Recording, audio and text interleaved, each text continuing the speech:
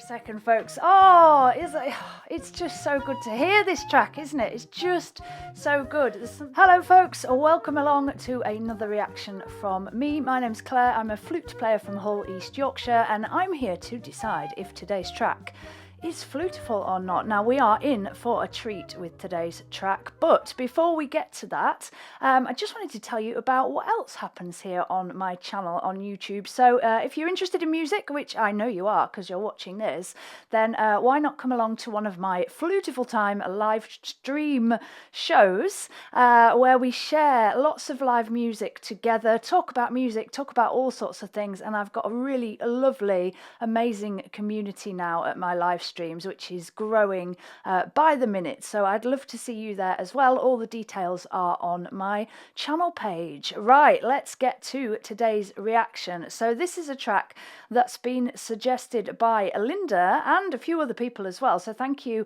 for your suggestions. You can always send me your suggestions by checking out the pinned comment below, by the way.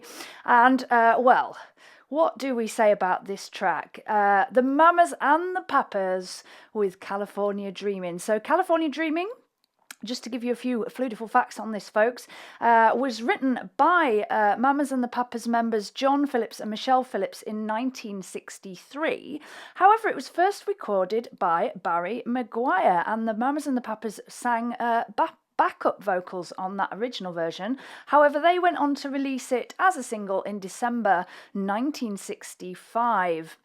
The lyrics express the narrator's longing for the warmth of Los Angeles during a cold winter in New York City.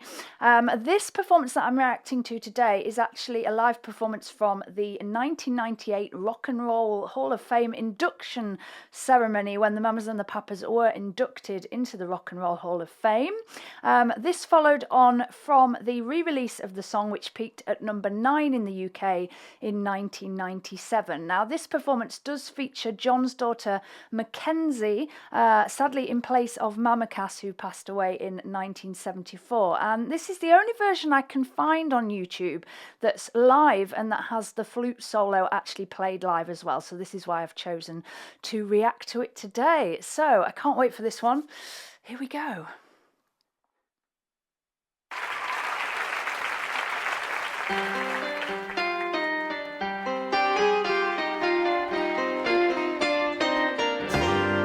All the leaves are brown, and the sky is gray, I've been for a walk, on a winter's day, I'd be safe and warm,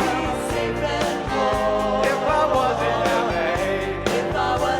LA, California dreaming, on such a winter's day. Into a church I passed along the way. Well, I got down on my knees, and I pretend to pray. You know the preacher likes the clothes. He knows I'm gonna stay. California dreaming, on such a winter's day.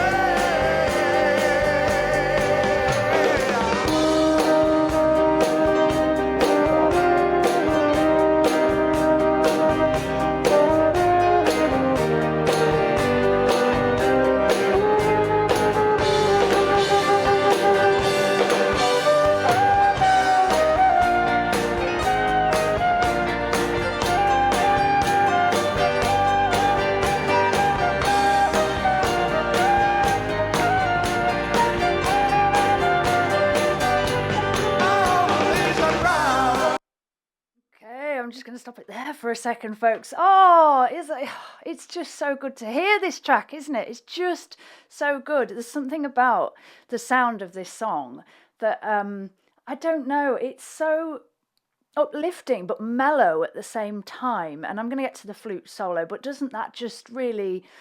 I think the sound of the flute there really sums up the essence of this track. There's something very kind of... Oh, I don't know what word I'm after, really. Just lovely, just lovely. It's like a warm hug or something, isn't it? Anyway, this performance is just lots of fun. I have to mention straight away the keyboard player at the back, who I think is having the time of his life. He's really, he's almost like moshing to this, which is probably a little bit over the top, but he's just clearly really enjoying himself, isn't he? So kudos to the keyboard player who's living his best life at the back there. Yeah, it's a lovely performance. They're clearly enjoying singing together. The singing is great. To say, I mean, we've got to remember that this is, 30 odd years or more since they first did this. So I just think it's lovely to hear very natural sounding vocals. I'm not going to go on a tangent about auto-tune and all the stuff that gets branded about nowadays, but yeah, very kind of raw sound, and I think it suits it really well. The flute. Okay, let's get to the flute. So there was a bit of flute during the first verse, wasn't there? But you couldn't really hear it. So I'd have liked a little bit more of the sound of the flute, but that's obviously down to the sound engineering. The flute that's been used here is an alto flute. So if you're wondering why it sounds so mellow and so round and so gorgeous, it's an alto flute. So I've got my flute here, which is a concert flute. So this is the regular sized flute that you normally see being played. The alto flute is kind of bigger, so it's bigger in every way. It's longer and it's thicker, and it's plays down a fifth, so it's tuned slightly differently, which means it's just got a lower range basically. So I think it sounds beautiful on the alto flute. I don't think the original recording is on alto flute. From what I'm remembering hearing in my head, I think it's on the regular concert flute. But this is definitely an alto flute, and it's gorgeous. It's the same solo that's played on the original, just played on the alto flute, I believe. But I might be wrong. So if anybody wants to correct me on that, then feel free. But it's, oh, what a gorgeous sound. He's playing it very kind of classically. That's not a criticism at all. I think it's a very controlled sound. He did some very nice bends in the middle. Da, da, da.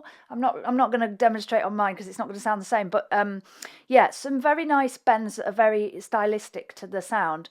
And it's a very controlled sound, which suits this well. But the thing that I'm really enjoying about this is the hearing on the alto flute, because like I say, I don't think the original was on alto flute, but great choice to do that. Okay, let's listen on. Yeah, the sky is gray. I've been for a walk on a winter's day. If I didn't tell her, oh, I could leave today. California dreaming on such a winter's day. On such a winter's day. On such a winter's day.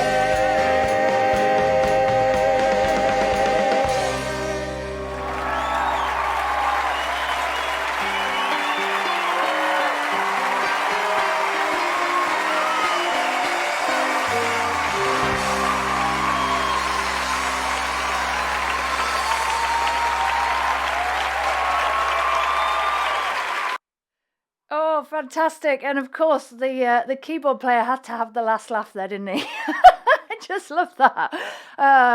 Fantastic. So, just so nice to hear that again. And it will always be one of the most iconic tracks to use the flute. And that performance definitely did not disappoint. I'm going to go and check out the original sound, see if it was an alto flute. I don't think it was, but great choice there. Great move to use the alto, and definitely a most Flutifull performance. So thank you for watching along. I'd love to hear your comments on this as well, and I'd love to see you at a Flutifull Time live stream. So do come and check out the details which are available on my channel page now. So take care, and until next time, stay Flutifull. Bye for now.